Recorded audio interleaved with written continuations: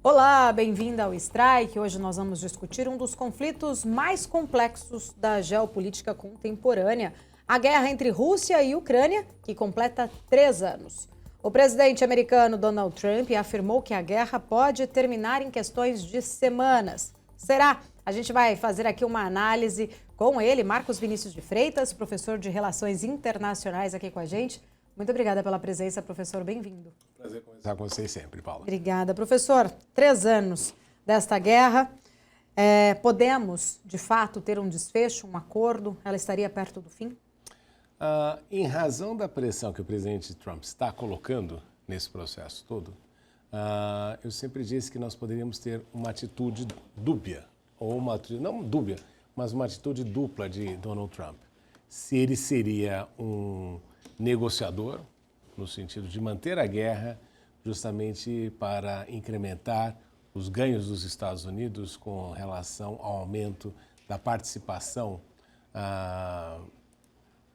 de defesa no orçamento dos países europeus, e isso lhe daria aí uma renda enorme, porque os Estados Unidos seriam o fornecedor primordial de equipamentos, ou ele seria um estadista no sentido de sair da guerra sendo o elemento principal da negociação. E o que nós estamos vendo é que ele fez isso, ele colocou a Europa a reboque dele, fez a Europa entender a sua posição de que não tem ali um lugar na mesa de negociação. Essa é uma conversa de adultos, e os adultos se chamam Rússia e Estados Unidos. Talvez até uma interferência da China, se necessário fosse, mas estes são os que vão decidir ali.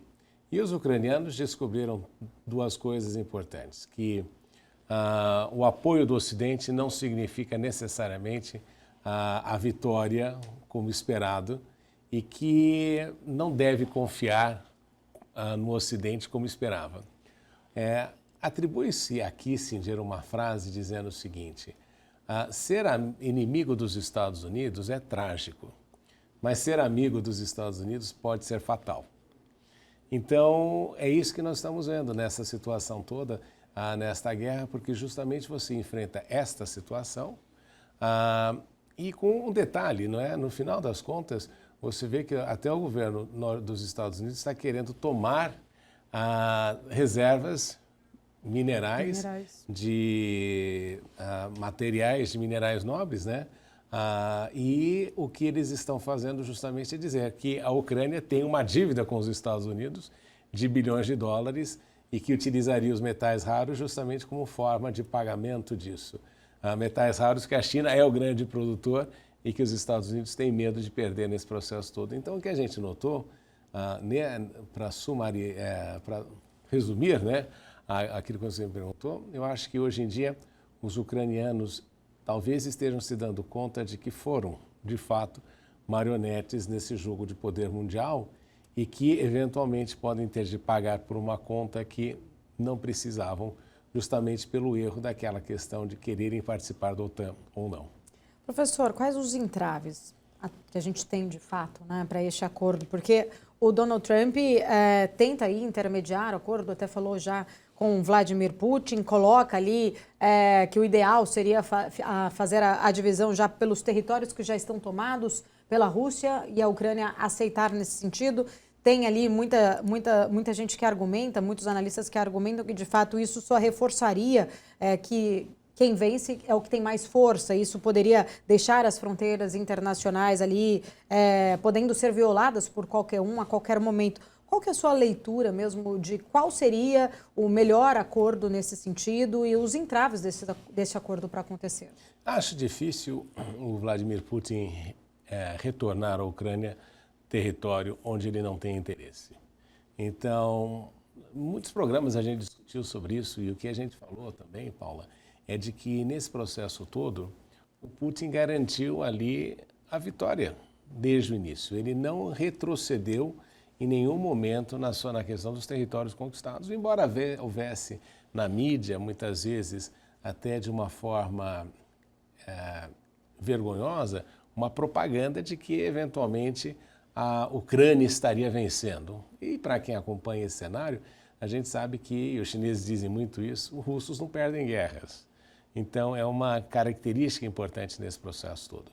E Trump começou a olhar para essa situação e ver que, se continuasse, eventualmente uma bomba poderia cair num território da OTAN, de um país membro da OTAN. Isso ensejaria ali a necessidade de uma defesa coletiva. A dúvida se seria aplicável em todo o processo, em razão do artigo 4º e 5º do Tratado da OTAN, mas o que nós notamos é que este seria o grande problema. Então, quais são as alternativas? Para Zelensky, não resta mais nada do que aceitar. Porque se os Estados Unidos, que são o principal fornecedor de armas da OTAN, e que até hoje não cederam diretamente ao que me parece os F-16 prometidos pelo Biden, se você levar isso em consideração, o que você vai notar é o seguinte, ele vai lutar numa guerra dependendo da Europa. E uma Europa que vem numa situação econômica difícil, que vem se precarizando e que não tem a capacidade de defesa para enfrentar uma potência nuclear e militar como a Rússia. E nem seria interesse dos europeus quererem ali entrar numa guerra mais aprofundada com a Rússia, em razão do histórico todo que a gente observa. Então, para Zelensky não resta muita opção, senão abrir mão do território perdido, vai enfrentar ali problemas domésticos graves, não é? A gente nunca sabe, até outro dia eu estava conversando com a minha irmã e ela disse que é capaz de o Zelensky ainda terminar preso, né, por ter incentivado a guerra do jeito que vai essa situação. Mas não há dúvida de que a propaganda, nesse sentido todo, a pró-Zelensky agora vai se virar contra. Óbvio que não vai se virar contra de uma maneira mais intensa, porque é Trump que está falando, né? Então a gente sabe que existe toda uma resistência contra o Trump. Mas o fato é de que acho muito difícil, e o que nós temos de reconhecer é que Zelensky perdeu a guerra, com isso milhares de ucranianos também perderam, e infelizmente você vai ter ali uma situação de instabilidade, mas o ponto principal de Putin, que foi desde o início, é de que a OTAN jamais pertenceria a Ucrânia, jamais pertenceria à OTAN, promessa essa feita pelos Estados Unidos no fim da Guerra Fria. Então, embora nós tenhamos falado que isso não era verdade, está quase que reconhecido hoje em dia de que essa foi uma das promessas nesse processo todo e que os americanos, na tentativa de criar uma hegemonia global e prejudicar a Rússia, se equivocaram no erro que a gente observou nessa guerra. Professor, há uma grande discussão, né, se de fato os Estados Unidos ali mudaram o lado, né, mudaram de lado, porque a gente viu durante o governo Biden inúmeras ajudas, tanto de armas, de dinheiro sendo ali levados para a Ucrânia. E agora o Trump vem, né, e acho que o próprio Zelensky entende ali que ele não tem mais o apoio que ele tinha dos Estados Unidos no governo Biden. E aí muita gente argumentando se de fato há essa mudança com o Trump, de lado, o Trump muito mais alinhado, de repente, a Putin, ou se de fato você enxerga ali uma vontade mesmo, de fato, ali de Donald Trump conseguir esse acordo. Ele precisa ter essa imagem perante ao mundo de ter conseguido esse acordo? Eu acho que para ele ajuda na imagem de estadista, mas Trump é um homem de comunicação e ele está pouco preocupado com a fama que vai ter. Mas claro que a gente sabe que ele conseguindo este acordo, ele resolve um problema global e uma situação que pode ficar muito complexa. Como ele mesmo disse, né, nós estaríamos aí próximos de uma terceira guerra mundial se a situação piorasse. Mas uma coisa importante, né, Paula, para a gente relembrar nesse processo todo, é de que Biden estava lutando contra a Rússia porque vinha dentro de uma lógica de que precisava enfraquecer a Rússia neste processo todo. Mas enfraquecer a Rússia utilizando os ucranianos como o boi de piranha. E foi isso exatamente que aconteceu. Os ucranianos foram o boi de piranha porque serviram aos interesses dos Estados Unidos no sentido de lutarem uma guerra em que prejudicavam um inimigo dos Estados Unidos e, por consequência, também prejudicavam outro inimigo dos Estados Unidos, que seria a China, porque o tempo inteiro o governo Biden tentou colocar na equação a China dentro do pacote.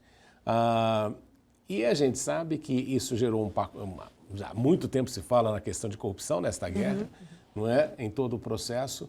E o mais relevante de tudo, e que a gente não pode esquecer, é que Biden estava fazendo isso e fomentando isso sem, de fato, ter conversado com Putin. Fazia 3 anos, parece-me que ele não conversava com Putin, esquecendo que uma das regras básicas da diplomacia é a conversa. E o mais importante, a alegação de que estava sendo feito isso sem ter sangue norte-americano, justamente porque os americanos não estavam envolvidos neste processo todo.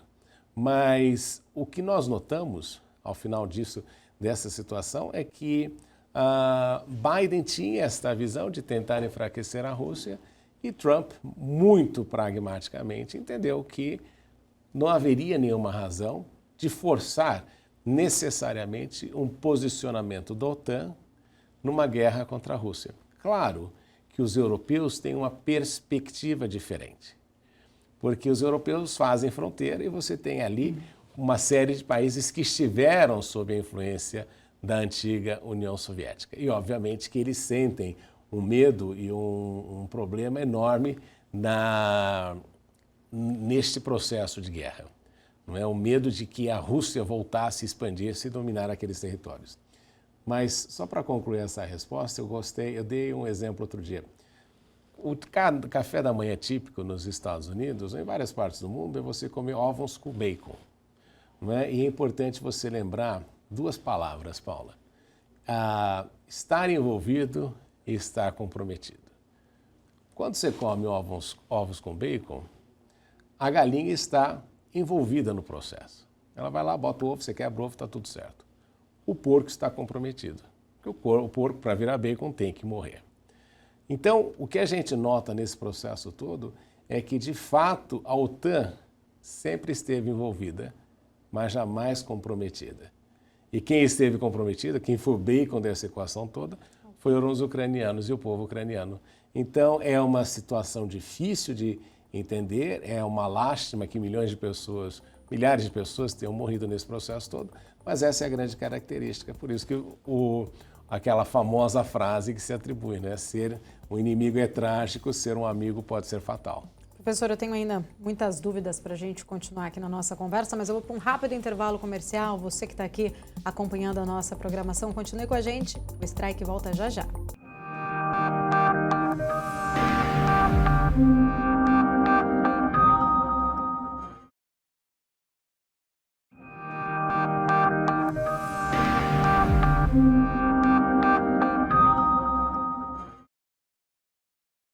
Estamos de volta aqui no Strike, falando mais sobre o conflito entre Rússia e Ucrânia, se este conflito está próximo ou não de ser encerrado, de ter um acordo. O professor Marcos Vinícius de Freitas aqui com a gente.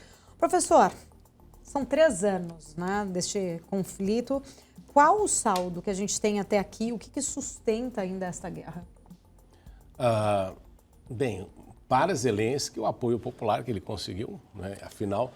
E nesse processo todo ele conseguiu reverter um declínio enorme que ele enfrentava eleitoralmente. A gente não pode esquecer que Zelensky corria o sério risco de não ser reeleito.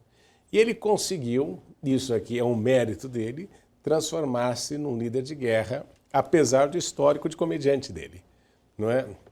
Então até Trump falou e voltou a citar essa questão de ele ser comediante na posição de presidente nessa situação toda. Mas o que a gente vê é que Zelensky conseguiu consolidar-se como um líder de guerra num processo importante.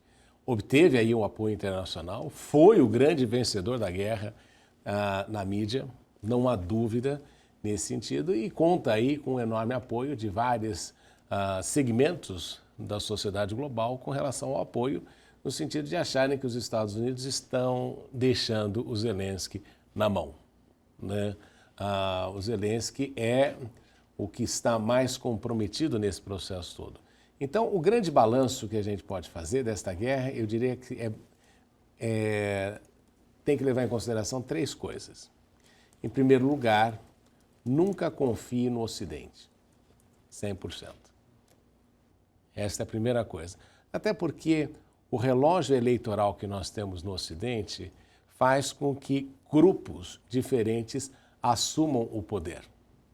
Então, se Kamala Harris tivesse sido eleita como presidente dos Estados Unidos, provavelmente nós estaríamos conversando sobre isso hoje.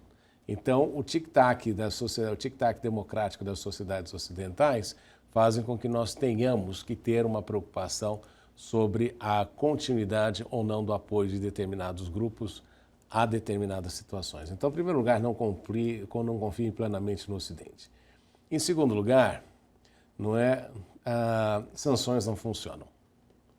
Esta ideia de que sanções internacionais funcionam e de que você criar uma série de restrições para os países vão funcionar, nós já deveríamos ter aprendido com a situação de Cuba de que sanções não funcionam e por mais que se tente, elas não resolvem. E se criou, inclusive, em razão das sanções, um desgaste ainda maior dos Estados Unidos com relação ao dólar, com relação ao SWIFT, não é? Na questão da transmissão de recursos internacionais. Então, este é um aspecto muito importante para a gente levar em consideração, porque sanções não funcionam mais nesse processo todo. Em terceiro lugar, é que você também não pode esquecer que hoje em dia os países têm opções de aliados e não uma dependência única dos Estados Unidos. A China serviu ali como um importante suporte para a Rússia na questão econômica, sob uma demanda única que Beijing fez e deixou muito claro para Putin, a não utilização de armas nucleares. Não é? Então, e se você pensar na quantidade de vezes que o mundo anunciou que Putin estava testando armas nucleares, que ia usar armas nucleares, esta foi uma das restrições impostas por Beijing. Então, o que a gente nota é que você ter mais players, mais atores globais funcionando efetivamente, pode diminuir grandemente a dependência que poderia se enfrentar, por exemplo, dos Estados Unidos. E um quarto fator, só uma última coisa, é muito fácil você bater em cachorro pequeno. Mas em cachorro grande a situação é bem diferente. Professor, o Trump ele critica muito os países ali da OTAN por não investirem acho que o suficiente em defesa, né? Ameaçou ali até inclusive impor tarifas à União Europeia, tem adotado essa postura mais transacional ali nas relações com aliados. Você enxerga um movimento, né, de Donald Trump estar isolando o bloco, tentando enfraquecer essa aliança transatlântica, ou ele está, de fato, ali tentando ser mais pragmático e mexer esse tabuleiro? Não, acho que o tabuleiro não vai ser mexido, a relação transatlântica é importante para os Estados Unidos, mas o que Trump faz é colocar a Europa na sua posição. Né? São países que não têm soberania. Se você pensar a soberania como a capacidade de você se defender, uma vez que os países europeus, depois da Segunda Guerra, basicamente terceirizaram isso para os Estados Unidos, eles perderam essa capacidade de soberania. Aliás, uma das coisas sempre que a gente fala, né, muitos países que hoje em dia a gente tem em alta consideração como potências, eles não têm a capacidade de autodefesa.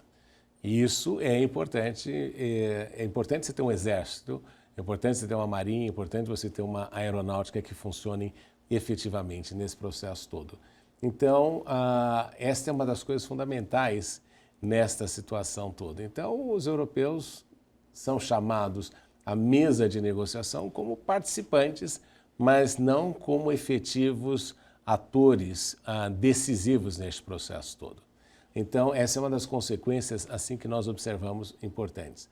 Agora, o que Trump está fazendo e que os presidentes norte-americanos estão fazendo é justamente forçar a OTAN, aos países membros da OTAN, a gastarem mais dinheiro com defesa, na indústria de defesa. A Europa tem condições de assumir esse gasto hoje? Seria uma transferência de recursos da Europa nesse processo todo. Claro que o continente europeu tem recursos, tem uma série, é um dos grandes PIBs do mundo, se nós olharmos para a União Europeia, mas obviamente que a Europa passa por um processo de empobrecimento, né? Particularmente em razão da questão energética, da falta de produtividade, da falta de inovação, que a Europa sempre foi muito líder nesse processo todo, inclusive perdendo muito na questão da industrialização também. Então, a Europa é um continente que enfrenta estes processos de deterioração interna daquilo que está acontecendo nas suas próprias fronteiras, inclusive com a questão migratória, que é uma preocupação para os europeus nesse sentido todo. Mas o fato é de que, ao propugnar um aumento da participação do percentual do PIB em defesa, claro que Trump também está fazendo aí uma defesa do seu setor de defesa nos Estados Unidos, porque seria, obviamente, o grande beneficiado por essa questão. Se nós pensarmos assim, Paula, 2% do PIB da União Europeia, só da União Europeia, não de todos os países membros da OTAN, mas só dos países membros da União Europeia, nós estamos falando aí de um orçamento anual de 700 bilhões de dólares. Não é? Então, se você pensar uma parte disso na aquisição de equipamentos, de novos produtos, considerando, por exemplo, que os Estados Unidos vendem F-16 para todos ali, o que você vai ter justamente é um incremento da indústria de defesa norte-americana. Então, obviamente que para Trump isso é uma coisa muito importante, para qualquer presidente, porque a indústria de defesa dos Estados Unidos ainda é a principal e o fato de os Estados Unidos reterem esta capacidade na questão de defesa lhes permite uma quantidade enorme de inovações. Então, a gente sabe que a industrialização sempre caminha lado a lado com a inovação. Então, quanto mais ele investir nesta questão na indústria de defesa, maiores inovações você pode esperar. Professor, a Europa ali como um todo tinha uma dependência muito grande em relação à Rússia, principalmente em termos de energia, né? A gente viu ali o impacto inflacionário, o quanto acabou afetando, essa guerra acabou afetando ali o bloco como um todo. Nesse sentido, né, muita gente interpreta ali que Trump estaria trazendo uma pressão maior agora para a Europa. Isso, de alguma forma, pode estar ali facilitando os planos de Putin na Europa? Há a possibilidade da Europa, de fato, né, voltar a consumir, a precisar ali aceitar o fim dessa guerra e consumir novamente todas as commodities, a energia vinda ali da Rússia? Eu não tenho dúvida de que isso vai acontecer, viu, Paula? De que justamente porque a Rússia fornecia a energia mais barata para a Europa. E os ucranianos fizeram o favor de destruir, não é, uma das linhas, um dos oleodutos, um dos gasodutos principais que estava sendo feito ali, não é, o Nord Stream 2. Então, o que você nota, isso foi uma coisa que os americanos sempre quiseram que acontecesse, porque como os Estados Unidos são hoje o principal produtor de petróleo do mundo, obviamente que interessaria para eles que a Europa assumisse ali uma postura de consumidora também, porque a Europa não tem petróleo. Né? A Europa é um comprador de petróleo, é um comprador de gás, e isso facilita. Então, os europeus vão ter alternativas. Se você pensar, em primeiro lugar, você restabelecendo a conexão com a Rússia, vai ter acesso mais rápido, talvez um pouco mais barato em razão da proximidade. Mas para os russos é uma coisa boa também, porque como eles passaram a vender mais para os chineses, eles necessariamente, se voltarem a ter contratos com os europeus, vão poder vender mais caro, que não podiam fazer antes em razão dos contratos históricos que haviam assumido. E se aquela ideia de Trump com relação a Gaza se tornar realidade também, você vai ter um Estado de Israel explorando também mais intensamente o gás que você tem ali naquela parte do Mediterrâneo. Então, vai ser importante porque isso vai gerar o acesso à possibilidade de fornecimento de gás para os europeus nesse processo todo. Então, não se descarta, e muita gente já tem falado isso, que eventualmente os russos voltam à mesa justamente pelo fato de terem ali uma proximidade que lhes permite vender muito mais barato.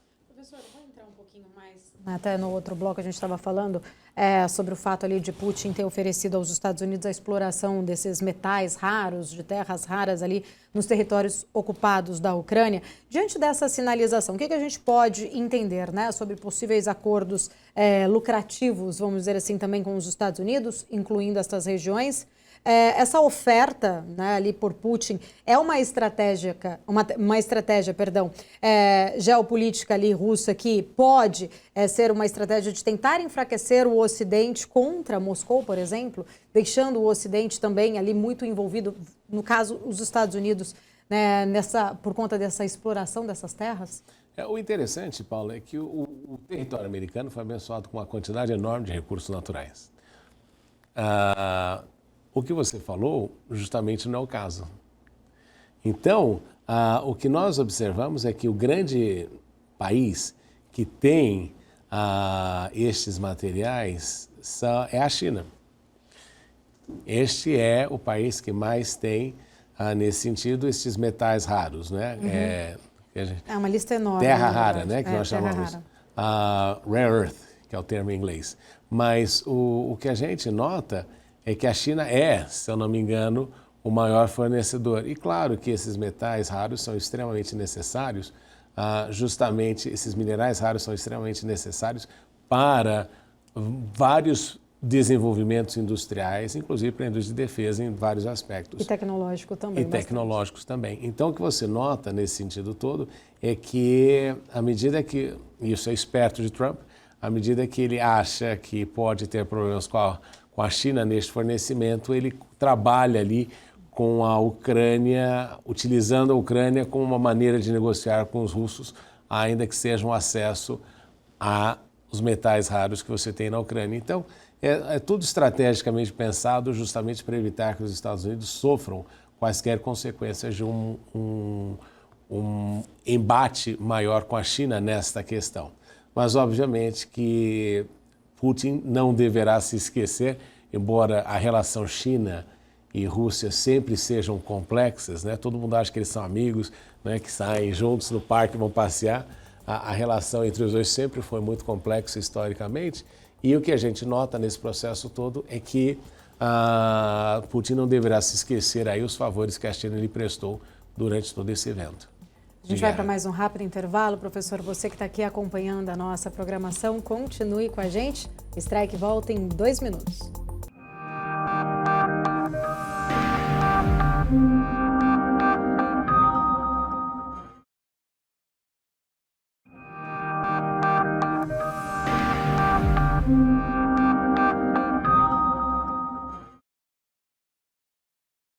Estamos de volta aqui no nosso Strike, debatendo mais sobre o conflito entre Rússia e Ucrânia, que já se arrasta há 3 anos. Professor, no bloco anterior a gente estava falando bastante sobre a oferta ali de Putin, né, aos Estados Unidos sobre a exploração de metais, de terras raras. De fato, qual é o interesse? Para que acaba ali, né, sendo ali usados esse argumento, essa oferta ali por Putin para os Estados Unidos? Qual o interesse dos Estados Unidos nisso? Bem, se você levar em consideração a utilização, e hoje em dia, considerando que os Estados Unidos não são o principal detentor desse tipo de minério, o que você nota é que eles precisam buscar alternativas.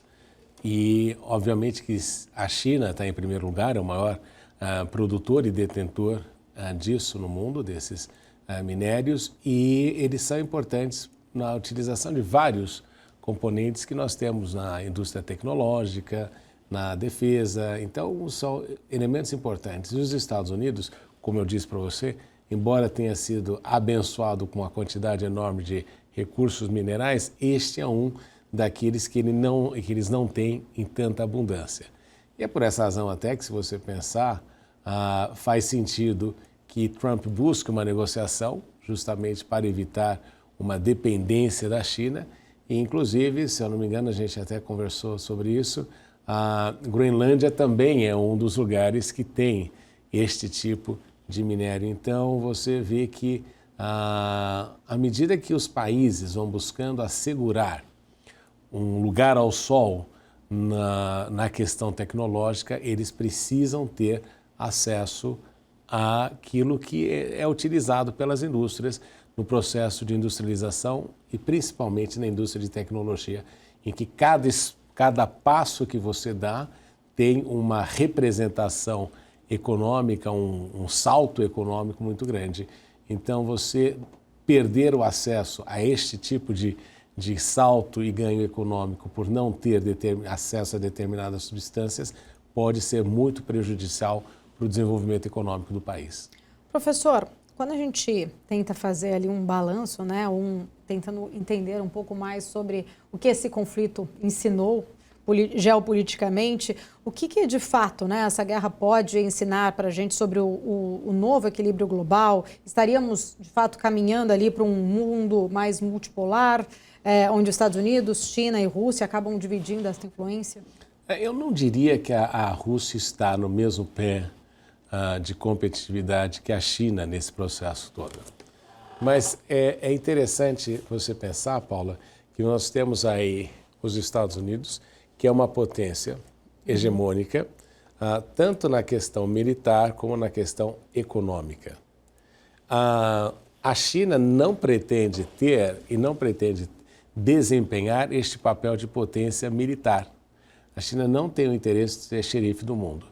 E os russos têm, por outro lado, a necessidade de manter-se relevantes, apesar de terem uma população pequena, mas um território extenso, a esta posição de grande potência militar.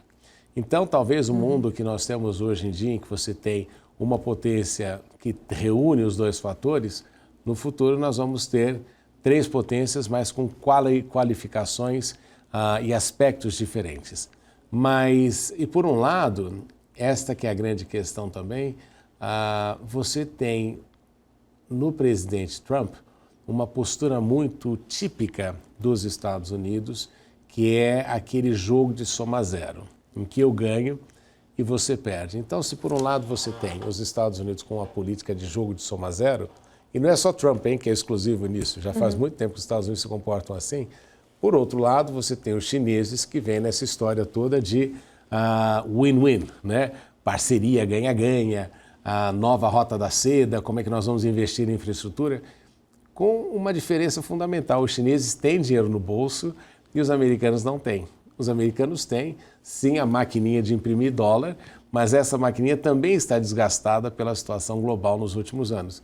Então, quando a gente olha por esta guerra, a gente aprende algumas coisas relevantes. Em primeiro lugar, não há dúvida de que o cenário global será entre China e Rússia. 2, se a China vence, nós temos um multilateralismo mais intensificado do que o multilateralismo dos Estados Unidos, que busca alianças por conveniência. Isso ficou muito claro nessa situação. Terceiro, a OTAN, se os países europeus não comprarem os equipamentos que os americanos gostariam que eles comprassem, vai perder cada vez mais a sua relevância. E, em quarto lugar, eu acho que o mais importante de tudo isso é de que não seria a primeira vez na história que os Estados Unidos buscariam uma posição mais isolacionista. Até porque existem uma quantidade enorme de problemas domésticos que os norte-americanos precisam lidar e precisam resolver. E este é o grande desafio que Trump também tem. Professor, neste cenário com os Estados Unidos aí, acho que muito focado, né, talvez cada vez mais focado nessa disputa com China, você traz um cenário de uma Europa mais fragilizada economicamente também. Esses novos, ou talvez esse novo bloco, né, no qual eu lhe perguntei ali de influência, isso de alguma forma poderia fazer com que essa reconfiguração atingisse ou beneficiasse melhor os países emergentes, ali, potências emergentes? Você citou a China, né, nesse bloco, como essa força toda, mas aí eu queria trazer mais para Brasil e Índia. Poderíamos, de repente, ter um papel até mais relevante no aspecto geopolítico? Eu acredito que sim, não é? Porque a própria ideia do BRICS é você ampliar a mesa, mas ampliar a mesa de uma forma mais, por incrível que pareça, né, em razão dos países que são membros, a gente pode dizer uma forma até mais democrática e representativa. Porque o G7, ele é fechado e os países têm a mesma característica, a única exceção ali é o Japão. Já quando a gente fala do BRICS, nós estamos trazendo Brasil, Rússia, Índia, China e África do Sul. Por aí você já tem a distinção de todos eles. E quando nós falamos da expansão, incluindo Egito, Etiópia, Emirados Árabes Unidos, você já começa a ver que existe uma distinção maior. E eu fiquei impressionado, por exemplo, em países como Bolívia, que têm um interesse enorme e que estão sendo neste processo todo de negociação para se tornarem membros do BRICS, porque eles entendem que no BRICS eles têm acesso, eles têm lugar e voz. Quando nas outras estruturas estabelecidas, depois da Segunda Guerra Mundial, eles podem ter voz, mas não tem mais nada além disso, não é? E é por essa razão que existe este desgaste da ordem internacional. Um Banco Mundial que não muda a sua estrutura, o Fundo Monetário Internacional que não muda a sua estrutura, a sua dinâmica, e que reflete o mundo de 1945 e não o mundo de 2024. Então, essa é uma característica muito importante nesse processo todo. Nós vamos chegar aí, completar 80 anos da Segunda Guerra Mundial, do fim da Segunda Guerra Mundial, com estruturas que não foram atualizadas desde a Segunda Guerra Mundial, no sentido de abrir a mesa e abrir o espaço. Então, isto gera maiores possibilidades de inserção para Brasil e Índia, que são países emergentes com uma relevância global maior. Só que a Índia tem a sua enormidade de problemas domésticos muito maiores do que o Brasil tem, né?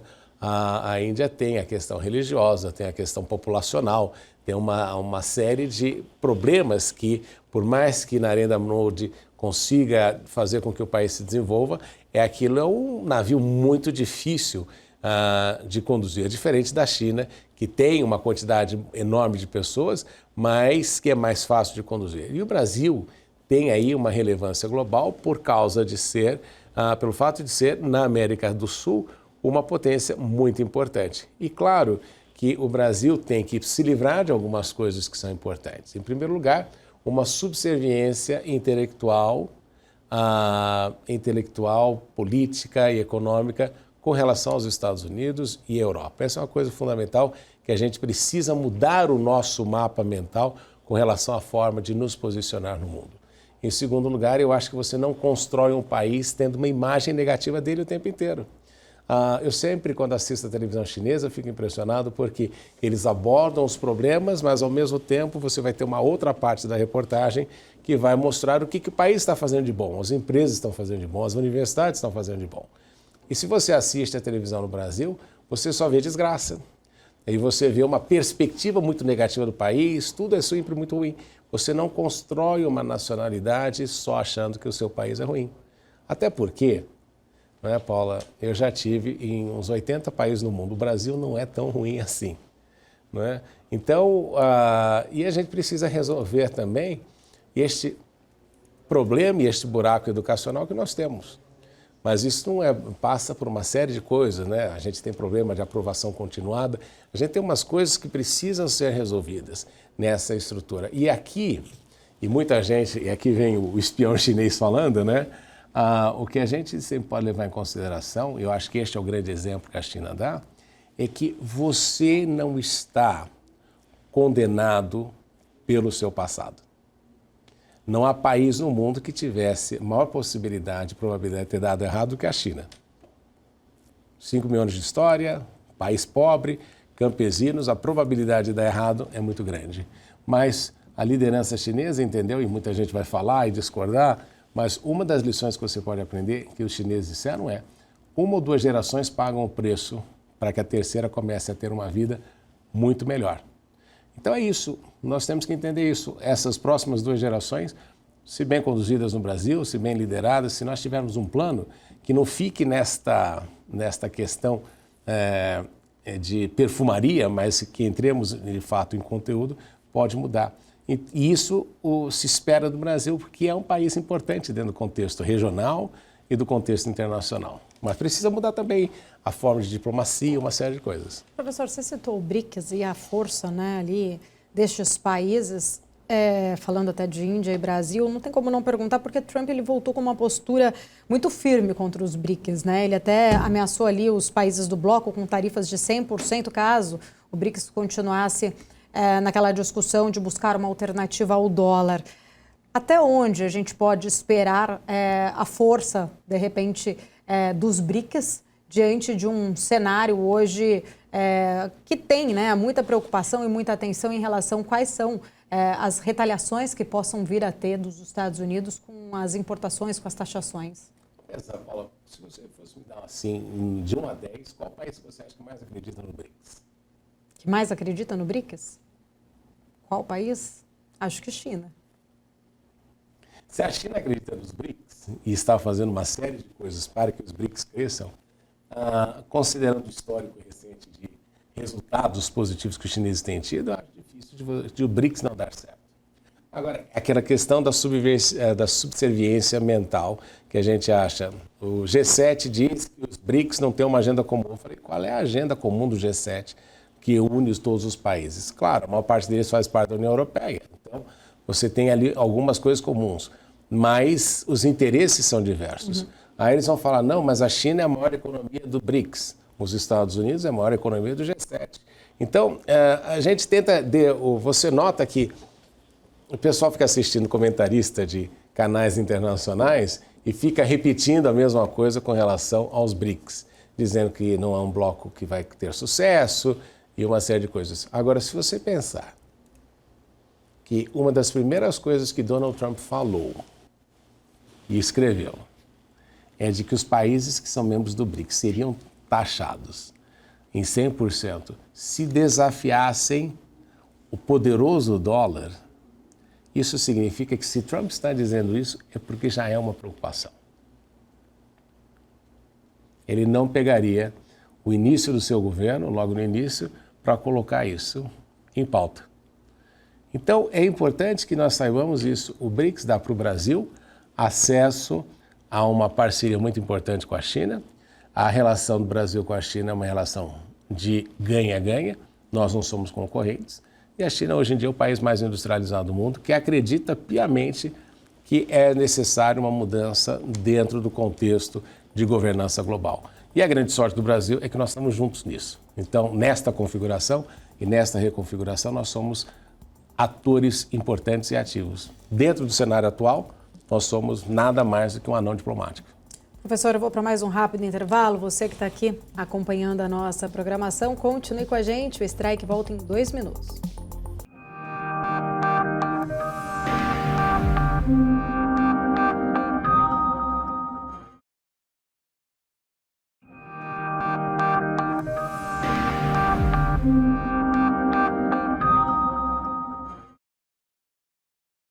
De volta aqui na nossa programação, falando mais sobre este conflito. Professor, olhando aí para frente, para os próximos meses, quais são os cenários mais prováveis para o desfecho dessa guerra? Teremos um acordo ou a gente pode ver esse conflito se arrastando aí por mais tempo? Arrastando por mais tempo, e aqui é o meu perfil Zorionara, né, com relação ao futuro, mas eu acho difícil, Paula, que os europeus continuem bancando a conta da Ucrânia sozinhos. Acho muito difícil isso acontecer, particularmente com a situação econômica da Europa. E se você olhar, muitos dos países já não são favoráveis à continuidade da guerra. Então, a primeira questão é o apoio financeiro. De onde viria? Dos Estados Unidos? Aparentemente, Trump pretende cortar. Da Europa, pode até ser, mas por quanto tempo os europeus estariam dispostos a pagar por esta guerra? Então, é justamente quando você tira a alimentação, quando você retira o elemento que faz com que a roda gire, que é o dinheiro, o quanto tempo isso vai continuar e vai ser viável. Então, por essa razão, só olhando nesse aspecto, eu acho que até mesmo a burocracia ucraniana vai se dar conta de que sozinhos eles não têm condições de enfrentar a Rússia. Então, sem apoio dos Estados Unidos e sem essa continuidade, a possibilidade de nós encerrarmos esta guerra é uma questão de meses, não é? Porque você sabe que a máquina de guerra é muito cara. Em segundo, se Zelensky perde o apoio dos Estados Unidos, como é que ele vai explicar para as tropas que eles vão continuar uma guerra sem ter aquilo que ele havia prometido e que lhe havia sido prometido e que o pior de tudo, ele vai enfrentar uma máquina de propaganda dos Estados Unidos, particularmente do presidente Trump, dizendo que ele é ditador, que ele é corrupto, uma série de coisas. Então, a possibilidade de isso não dar muito bem para ele também é extremamente elevada. Então, nós diríamos aí que nós estamos próximos, eu diria que seria uma questão de meses, acredito que até o fim do ano nós tenhamos um desfecho. E é importante a gente entender isso aqui também, Paula, não é uma declaração de vitória da Rússia, mas um cessar-fogo já seria uma coisa extremamente relevante, porque uma vez que você cessa fogo, fica muito difícil de você retomar a guerra. Então, essa é uma característica importante. A Guerra da Coreia nunca chegou num tratado de paz. O que você tem ali é um cessar-fogo. Então, o Estado beligerante pode continuar, mas a garantia de que a Ucrânia não vai fazer parte da OTAN é fundamental, isso não vai mudar. Talvez a Ucrânia se torne parte aí da União Europeia, mas o grande desfecho da guerra vai vir justamente pelo fato de ter a Ucrânia perdido uma fonte importante de rendimentos. Professor, quem tem mais a perder caso esse acordo não seja feito, caso a gente tenha um cenário de continuidade desse conflito? Se Trump não apoia, a Ucrânia. A Ucrânia. Bem, a Ucrânia é o bacon da história, Paula. De qualquer jeito, ela está prejudicada nesse processo de guerra. E é muito difícil de você pensar, e muita gente vai dizer que a máquina russa de propaganda venceu no Ocidente. A gente sabe que isso não é verdade, mas o grande problema é que você precisa pensar esta situação de um ponto de vista realista. A Rússia tem o maior território do mundo, tem petróleo, tem parceiros econômicos que lhes dão sustentabilidade, que os Estados Unidos tentaram e não conseguiram reverter isso.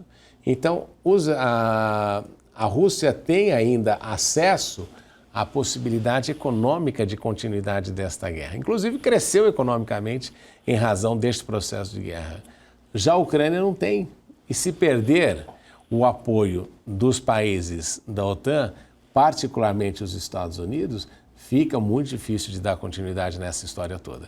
Então, quem perde nisso tudo é a Ucrânia, que vai ficar ainda, né, além de todo o processo de várias vidas, inúmeras vidas que perderam, vai perder também uma parte do seu território e corre o risco ainda de nem conseguir enriquecer em razão dos recursos minerais que tem. Professor, se o acordo de paz acontecer, se Donald Trump conseguir este acordo de paz, isso redefine a posição dos Estados Unidos neste cenário global? Havia ali e há uma discussão se os Estados Unidos estaria perdendo, né, na gestão anterior, a questão mais da hegemonia, do poder dele, principalmente com a retirada das tropas na época do Afeganistão. Isso recuperaria a imagem americana dos Estados Unidos? Acho difícil nesse momento, porque você vê que o declínio tem sido contínuo e a mensagem vai ser muito clara também, não é? Se você confiou nos Estados Unidos, não confie. Essa é a base de toda a mensagem, porque se Zelensky garantia que tinha o apoio dos Estados Unidos e numa hora, numa troca eleitoral, numa troca de eleição, ele perdeu este apoio, significa que não pode ser, não é um parceiro confiável. Então, a imagem dos Estados Unidos nesse processo todo deteriora. Obviamente. E outra coisa que a gente nota, e aqui é importante de a gente enfatizar também, é que o presidente Trump tem um mandato só. Então, a grande questão é se ele quer ser um grande presidente para o mundo ou ser um grande presidente para os Estados Unidos. Se ele quer ser um grande presidente para os Estados Unidos, resolver a questão da guerra é importante também, porque sobram mais recursos para utilizar nos Estados Unidos e não tanto nessa questão de guerra. Então, a impressão que se tem é que os Estados Unidos vão buscar aí recuperar a sua imagem global, mas como foram um dos elementos que mais fomentaram a questão da guerra e são os primeiros a tirar da tomada, né, a desconectarem, a situação é de que eles mais ou menos abusaram uma vez mais da posição que tiveram. Então, a imagem vem enfraquecendo, acho difícil de reverter, justamente porque esta tem sido uma postura dos Estados Unidos ao longo do processo. O que é triste, porque se nós pensarmos a importância que os norte-americanos têm tido no desenho da sociedade global, é complicado, né? Mas faz parte, né? Impérios crescem, impérios ascendem e descendem, faz parte do processo histórico. Quero agradecer, professor, nosso tempo chega aqui no final. Muito obrigada, sempre um prazer falar contigo. Eu que agradeço pela oportunidade sempre. Até mais. Falamos com o professor Marcos Vinícius de Freitas, professor de Relações Internacionais. O Strike de hoje fica por aqui. Quero sempre agradecer a sua audiência, a sua companhia. Continue acompanhando a programação da BMC News. A gente se vê em breve. Tchau, tchau.